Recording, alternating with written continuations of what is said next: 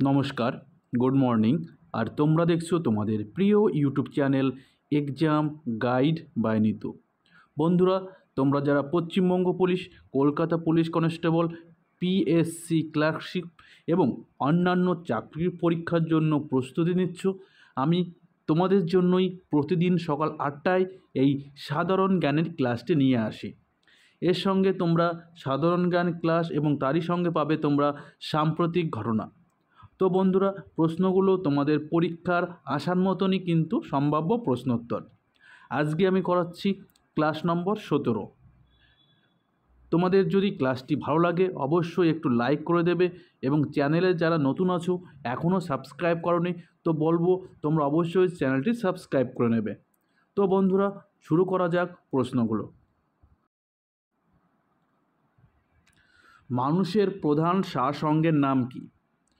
তো মানুষের প্রধান শ্বাস অঙ্গের নাম ফুসফুস। আমরা নাক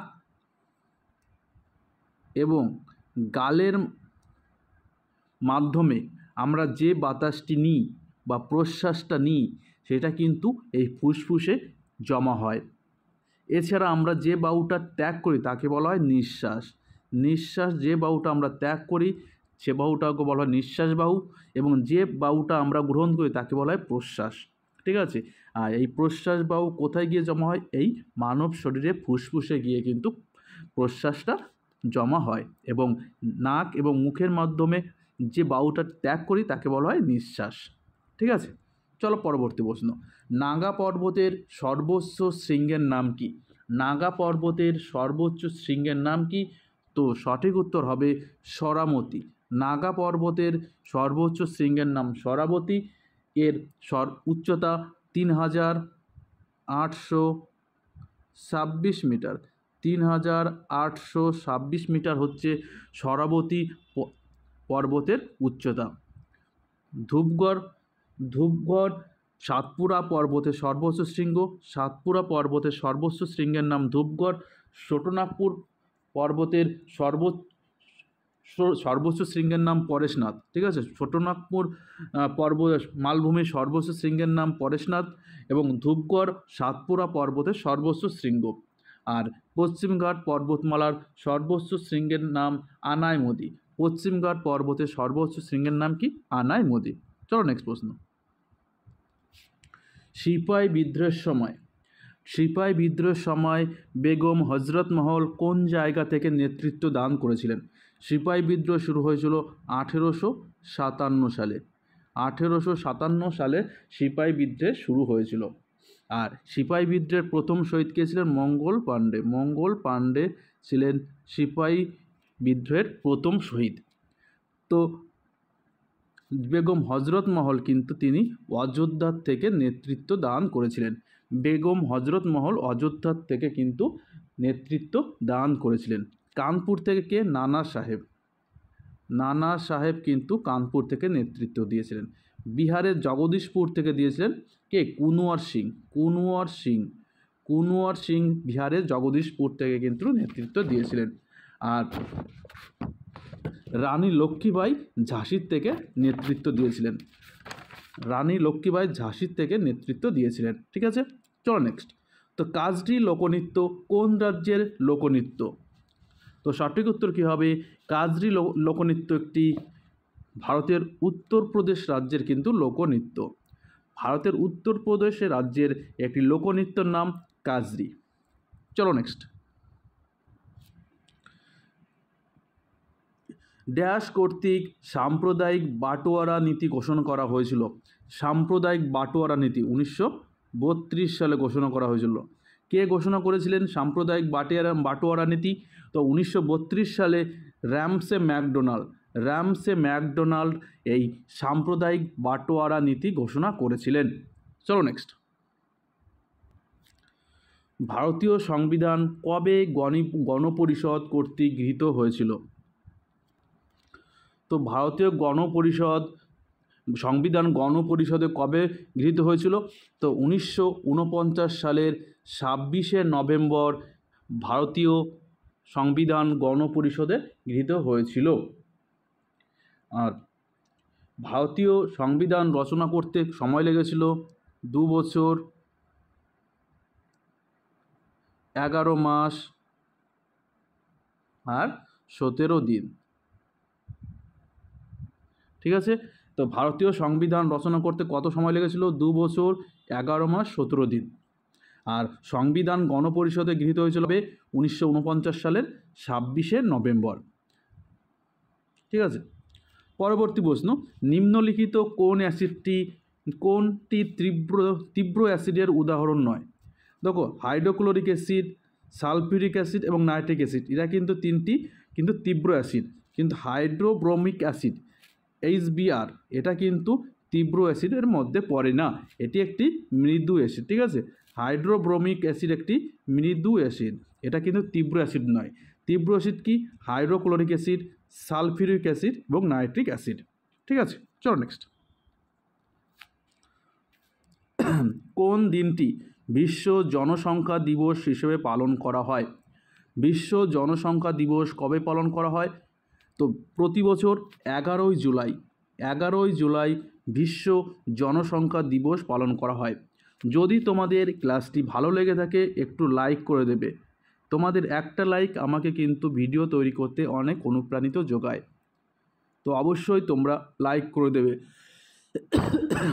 পরবর্তী প্রশ্ন, ভারতীয় বিচার ব্যবস্থার সর্বোচ্চ স্থানে রয়েছে কি? ভারতীয় বিচার ব্যবস্থার সর্বোচ্চ স্থানে রয়েছে কি? Supreme court. ভারতের বিচার ব্যবস্থা সর্বোচ্চ স্থানে রয়েছে সুপ্রিম কোর্ট। তোমরা এই সাধারণ জ্ঞানের ক্লাসটি প্রতিদিন সকাল 8টায় কিন্তু তোমরা পেয়ে যাবে। অবশ্যই ক্লাসটি করতে গেলে অবশ্যই চ্যানেলটি সাবস্ক্রাইব করে রাখতে হবে। চলো নেক্সট। ভারতের 16তম অ্যাটর্নি জেনারেল কে? ভারতের 16তম অ্যাটর্নি জেনারেলকে, দেখো অ্যাটর্নি জেনারেল ভারতীয় সংবিধানে 76 নম্বর অনুচ্ছেদে বলা রয়েছে।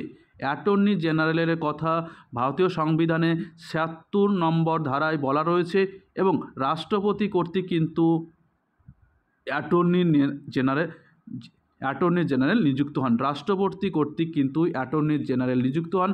তো ভারতের 16তম অ্যাটর্নি জেনারেল হলেন আর ভেঙ্কটরামণি ভারতের 16তম অ্যাটর্নি জেনারেল। অ্যাটর্নি জেনারেল হতে গেলে 5 বছর হাইকোর্টের বিচারপতি হতে হবে, 5 বছর যে কোনো হাইকোর্টের 5 বছর বিচারপতি থাকতে হবে, অথবা 10 বছর হাইকোর্টের আইনজীবী হিসেবে কাজ করতে হবে। 10 বছর যে কোনো হাইকোর্টের আইনজীবী হিসেবে কাজ করতে হবে এবং 5 বছর যে কোনো হাইকোর্টের বিচারপতি থাকতে হবে। এরপরে যদি রাষ্ট্রপতি পছন্দ হলে তবেই তাকে অ্যাটর্নি জেনারেল নিযুক্ত করবে। তো ভারতীয় সংবিধানে 76 নম্বর ধারায় কিন্তু অ্যাটর্নি জেনারেল রাষ্ট্রপতি কর্তৃক নিযুক্ত হন।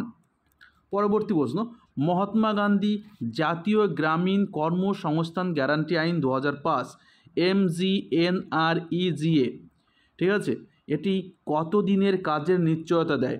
মহাত্মা গান্ধী জাতীয় গ্রামীণ কর্মসংস্থান যে আইনটি 2005 সালে চালু হয়েছিল, এই আইনের বলে মানুষ বছরে কত দিনের কাজের নিশ্চয়তা প্রদান করা হয়? তো বছরে কিন্তু 100 দিনের কাজের নিশ্চয়তা প্রদান করা হয়। চলো নেক্সট। আন্দিজ পর্বত কোন ধরনের পর্বতের উদাহরণ? তো আন্দিজ পর্বত কিন্তু ভঙ্গিল পর্বতের উদাহরণ। ঠিক আছে, আন্দিজ পর্বত কোন পর্বতের উদাহরণ? তো আন্দিজ পর্বত কিন্তু ভঙ্গিল পর্বতের উদাহরণ। চলো নেক্সট। কোন মারাঠা শাসক হিন্দু পাতশাহীর পরিকল্পনা করেন? কোন মারাঠা শাসক? তো বালাজি বিশ্বনাথ তিনি কিন্তু এই হিন্দু পাতশাহী পরিকল্পনা করেন।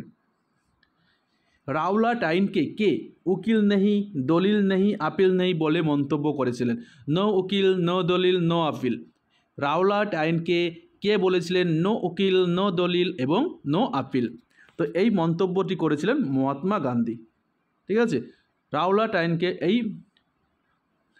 নিয়ে এই মন্তব্যটি করেছিলেন মহাত্মা গান্ধী। চলো নেক্সট। অ্যাশেজ ট্রফি কোন দুটি দেশের মধ্যে খেলা হয়?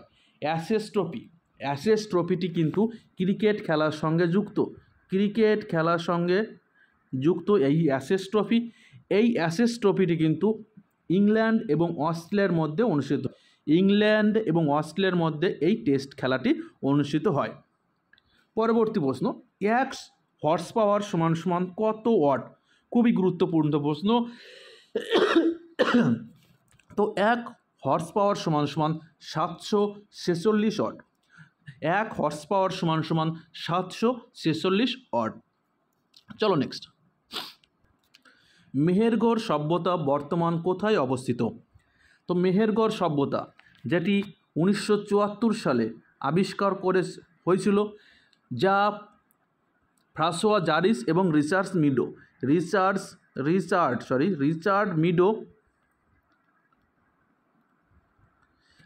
মিডো এবং যা ফ্রাঁসোয়া জারিস 1974 সালে এই মেহেরগড় সভ্যতা আবিষ্কার করেছেন। মেহেরগড় সভ্যতাটি বর্তমানে পাকিস্তানের বেলুচিস্তান প্রদেশে অবস্থিত। পাকিস্তানের বেলুচিস্তান প্রদেশে এই মেহেরগড় সভ্যতা অবস্থিত।